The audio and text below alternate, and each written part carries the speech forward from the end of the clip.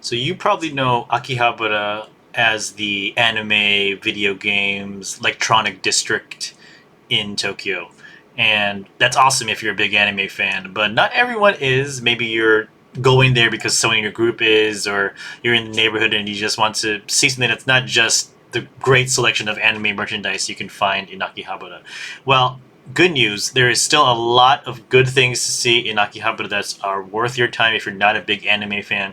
So make sure to keep on watching this video and learn about some of my suggestions on where you can spend your time and maybe money in Akihabara if you're not a big anime fan. So let's get over to the big Google Maps. I actually made my own little personal list of a few things that you should check out in Akihabara. I myself am a big fan of the district. I take tourists there a lot of the time. So I had a chance to find some things that are not just your usual anime fare. There might be a little bit of a blend, overlap with some of the anime vibes of Akihabara, but I can assure you you'll have a good time at these spots even if you're not a big fan of the anime culture. First thing, centered on the JR Akihabara station right outside of the Electric Town entrance, I believe, right over here, is going to be Akihabara Denpa Kaikan. So, and again, I will put all these pins in the video comments so you can click them easily. No need to worry about, no need to memorize all these links. But this is a kind of a harking back to the old style of what Akihabara used to be before it became the anime fandom place it is now. It's more about just pure electronics, DIY stuff, like building your own stuff from scratch. So circuits, tools, LEDs. Basically, it's just alleyways full of these tiny shops, and this is a great place for any enthusiast. If you're big into electronics, if you know what you're doing, this is the place you want to be. You will find some anime showcases here and there, of course. You can see on the side there's a bit of anime on the left, but again, it's a majority dedicated to a lot of small outfits that just sell pure stuff for building your own electronics. So if you know what you're doing, if you need something on the fly, this is the place to be. It's right outside Akihabara Station. It's kind of a taste of how Akihabara, again, used to be before it became a lot of big box or anime merchandise stores. It's a very fun spot, kind of harkens back to the old style of Akihabara. And it's right underneath the train tracks, too, so it's kind of an interesting spot to be in, a good use of space in Akihabara. The next spot, not just too far from there, going a little bit further, is again another space underneath the train tracks as well. Nippon department store. All along going north from Akihabara, there's a lot of development going on there, a lot of good use of the space underneath the train tracks. But this place, Nippon department store, is dedicated basically to food and snacks, drinks from all over Japan. So not just Tokyo. It's a good way to get a taste of all of Japan in one location. So there'll be, each little region of Japan has its own little section in the department store. So for example, there's a bunch of curry selection here from Okayama-ken. It's near Hiroshima. You got, looks like, some tea samples here. You've got stuff from central Japan in this little snapshot. Hokkaido has a big appearance as well. You got melon, corn, pumpkins in the back there. So you can have a good taste of all of Japan in this one little spot here. So it's a good spot, if you're looking to have get gifts from all over, but not necessarily go to those parts of Japan on your trip. So, for example, here, Western Japan, Kyushu has a good shelf space as well. So definitely recommend the Nippon department store just north of, again, the Electronic Town entrance from Akihabara Station, not too far. A little bit further on the north of Nippon department store is going to be Akihabara UDX, the parking lot. It is an office building called UDX, but why did I mark a parking lot here? It's of course about the cars, but there is a kind of enthusiast car scene. I'll show you a picture here really quick. I think it's in a review actually of what they call itasha in Japanese. They're basically cars that have a lot of stylistic anime designs on them. It's really simplified, but it's a lot of people actually spending the time to trick out their cars to look really nice. And they gather in this Akihabara UDX parking lot, I believe the second basement floor, and basically just show up their cars at mostly on the weekend nights, but you have a good chance to walk around and see some pretty nice sports cars, but also some interesting paint jobs on some of the cars here. Of course, being again Akihabara anime fan, and we are mixing into the anime side of things here a little bit, but you know it's worth a look-see to see some of the good stuff on display. I will say I've been reading some of the reviews recently. Before COVID, it was a lot more easy or more open to come down and to the second basement floor of the parking lot of UDX and check out all the cool cars on display. Nowadays, it seems like it's a bit more restricted, a bit more strict about people coming around. More security, it sounds like, about keeping from just taking pictures all the time. But I do read there are still cars on display, so you can at least walk around. But again, if a security card comes by and tells you to get moving, if you're not actually parking there, of course, follow their instructions. But I have heard there are still some cars on display every now, usually like in the weekend nights down at the UDX building in Akihabara. Go down to the second basement floor there. Again, a little bit further on the train tracks, just keep going north on the train tracks from Akihabara Station. This is one place I take a lot of tours, especially if I know for sure there are some non-anime fans in my group.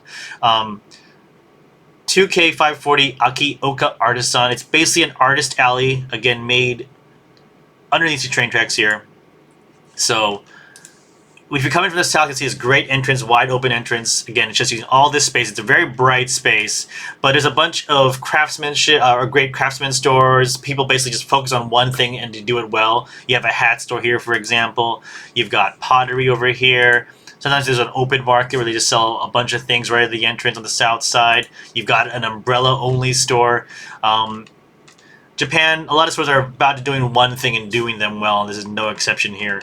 So it's a great place to find some great crafts. They're not high on the anime stuff, but here's a glassware store, for example. You can find traditional Japanese toys like kokeshi dolls. You know, it's a great walk around under the train tracks. It's perfect if you're going from Akihabara to Ueno. It's basically in between those two spots, so it's a good excuse to just skip the train ride and walk up from Akihabara north towards Ueno. You can see a lot of good stores there. Again, it's all great crafts, so it's a great place for traditional stuff, artsy things. If you're looking for the non-traditional gift or something of a bit higher quality, I highly recommend going to Aki-Oka Artisan, just north, again, of Akihabara Station. It's pretty much the northern border. Any further north, you're getting into just a lot of office buildings and then eventually Ueno up here. But it's definitely a highly recommended place for people to go visit. Looping back into downtown Akihabara, skipping again all the anime stuff, we go into a little bit of some of the food. So right here I might mark, this is one of the very most popular places, I would say, for people. I think foreigners have found it out. It's no longer a hidden secret. Tonkatsu Marugo, west of Akihabara Station, the JR station. As the name said, they do tonkatsu. They do it very well. It's a very old school, looks like a small store. And usually there's a big line on most days coming out. Weekdays are a bit better versus the weekend. But you're going to probably wait, if you're not there right away, 30 to an hour, even longer during lunchtime. Or during peak lunchtime and dinner. But it's not a very big space. There's a second floor that you don't see in this photo. But again, they just do cuts of tonkatsu. There is some prawns. There are a chicken option as well. So if you don't like pork, there are options. But if you're coming here for the tonkatsu, you probably want the pork, the best stuff. I've had, I think, some of the best tonkatsu in Japan. Here's a picture of the shrimp at this place. So most people don't think about going out for a tonkatsu meal in Akihabara, but if you've done your research, this place comes up a lot on people's lists. So expect a wait here, but I would say it's one of the places that, for me, that's worth the wait. 30 to an hour if it's really busy, but I'm happy to spend 30 minutes waiting for this, just on my phone, getting it in line, because it's delicious tonkatsu. Really recommend that place.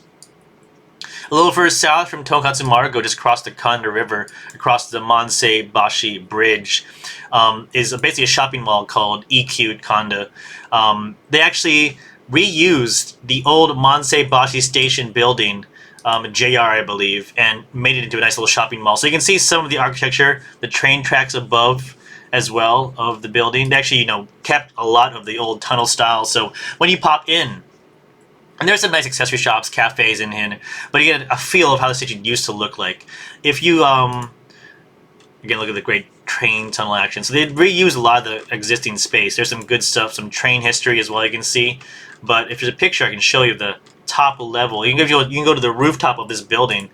kind of up here at the top, and you can see, as you can see here, basically the trains go by. So there's a nice little space, just take a little break. There's benches you can sit down on and watch the trains just fly on by.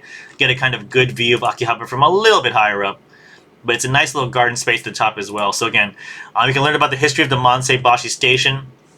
There's a train sign for the Manseibashi station. So again, they used to have the trains go through the station. Now, of course, it's been replaced by Akihabara station properly. But it's a great little cafe outdoor space just across the bridge of the main part of Akihabara. Kind of gets overlooked by a lot of people, but it's worth a trip out if you're a big train fan. If you just need to cool down from the busyness of Akihabara, it's right there, just south of the excitement of all the anime stuff. A little bit further away from Akihabara, just close to the ecute Kanda Manseibashi Mall, is Kanda Matsuya. This is a very popular soba noodle shop. Again, this will have a line, not as long as Marugo, but you can expect lines of at least 30 minutes on a busy time. But they do soba, they do it well. You can see here's a little basic soba dish for you. It's a very traditional building. A lot of shared seating, as you can see here, so you're probably going to share a seat with some people. There'll be a divider, so you have your own little space, but it could be a long table, and they'll break it up into multiple groups, what have you. But it's soba done solid, right? You got choice of like duck soba, for example. Of course, tempura goat soba, a great beer. Kind of no frills, but solid taste. A lot of people know about it these days. It looks like it's got a lot of attention from some foreign travelers as well. So expect to wait, but you can see it's an old style building. It's kind of sandwiched between the two apartment buildings there. But they've kept it in the old style, very simple, delicious food. If you're into soba and you're in Akihabara, it's definitely, I would say, again, a place that's worth the wait. One last thing I'll tell you about on this video, if you pop back to the main Akihabara station, you probably know about Yodobashi camera. If you are doing any kind of shopping in Akihabara, it's a big electronics department store. If I can show you the video from the street level, can't miss it. It's this big building right here, Yodobashi camera.